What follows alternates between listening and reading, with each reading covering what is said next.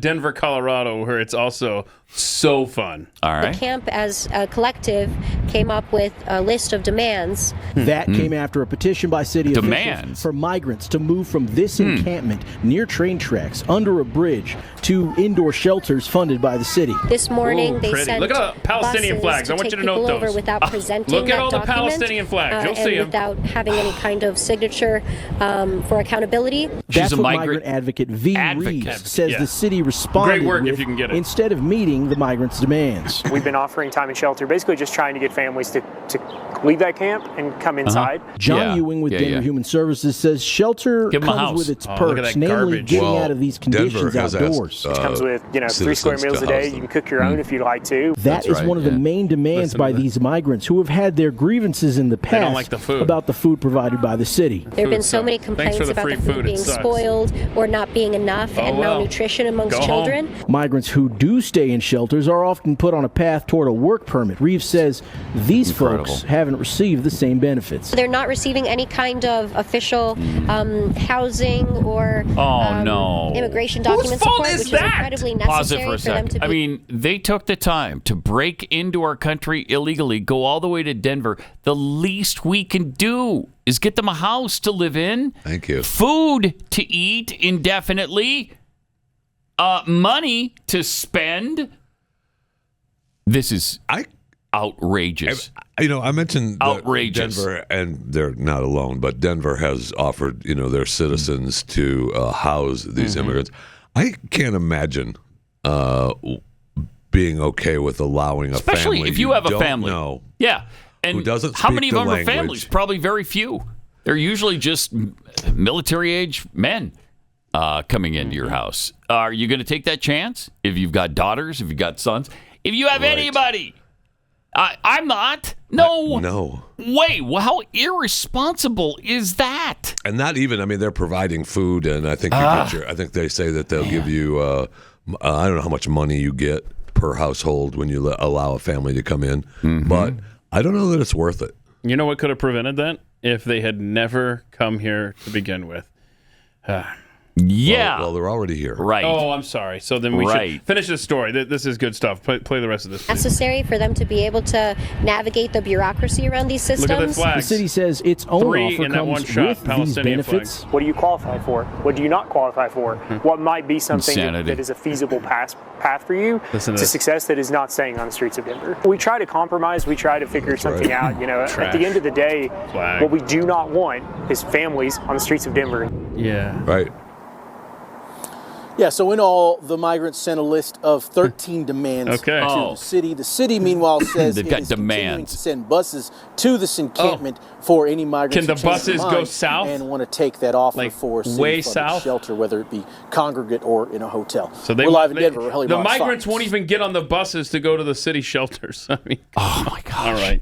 Okay, so here's a list of their demands. All right. This is what they're demanding. Okay.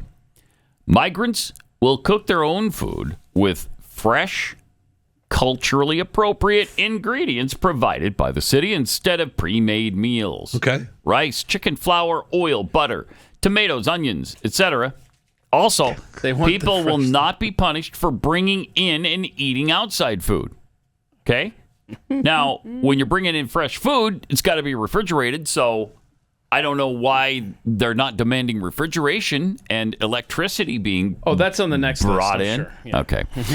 Number 2, shower access will be available without time limits and can be accessed whenever. We're not in the military. We're civilians. Yeah. I'm not opposed to them showering, by the way. 45 minutes, you think, is fair? Well, it says there's no time time limit. Sorry, No don't time time limit, yeah. Okay. 12 hours if they want. Medical professional visits will happen regularly, and referrals / connections for specialty care will be made as needed. We're not even guaranteed that. Stop. Yeah.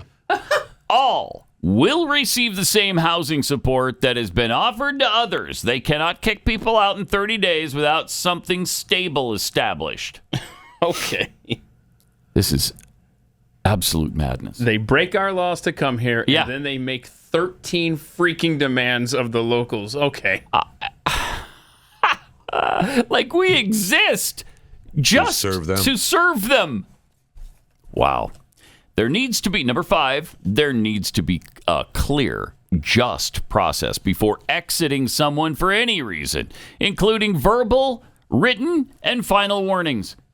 Number 6, all shelter residents will receive connection to employment support, including work permit applications for those who qualify. I mean, we're stunned by these demands, but isn't this what we're teaching every American today? Yes, look at the dumbass college students. Yeah. Exactly. Don't respect our laws. Don't respect our Constitution. Right. Come here and demand free stuff. That's the new American way. Consultations is number 7 for each person/family with a free immigration lawyer must be arranged to discuss/progress their cases, and then the city will provide an ongoing legal support system in the form of immigration document clinics and including transportation to relevant court dates. Get out my face. Have we gotten to the Mercedes-Benz yet that we must provide for each of them? Number 8, the city will provide privacy for families, individuals within the shelter. Number 9, no more verbal or physical or mental abuse will be permitted from the staff, including no sheriff sleeping inside and monitoring 24/7. We are not criminals. Actually, you are. Yeah, are. And won't be treated as such. Well, I'm sorry. Yes, you are. 10, transportation for all children to and from their schools will be provided until they finish in 3 weeks. What, are they going to school in Mexico? Because that's their school. Transportation. It's incredible. That's going to be a nice Mexico. commute. Yeah. That's a nice commute. I'm willing to provide that, though, for you and the entire family. One way. One way. Number 11, no separating families regardless of if family members have children or not. The camp will stay together. Okay. You can't make this stuff up. Nobody would believe it. The city, number 12, the city must schedule a meeting with the mayor and those directly involved in running the newcomer program ASAP to discuss further improvements and ways to support migrants. And finally, the city must provide all residents with a document signed by a city official in English and Spanish with all of these demands that includes a number to call to report mistreatment. Gotta have a number. Gotta have a number. You have to. I mean, that goes without saying. They didn't even need to write that one down. Right. That was automatic. Okay, this is the United States after all. We cater to everybody who breaks our laws. I've got a number for except them. for citizens. Yeah, right. I got a number they can call. It's 303-331-1110. That is the Consulate of Mexico, Denver.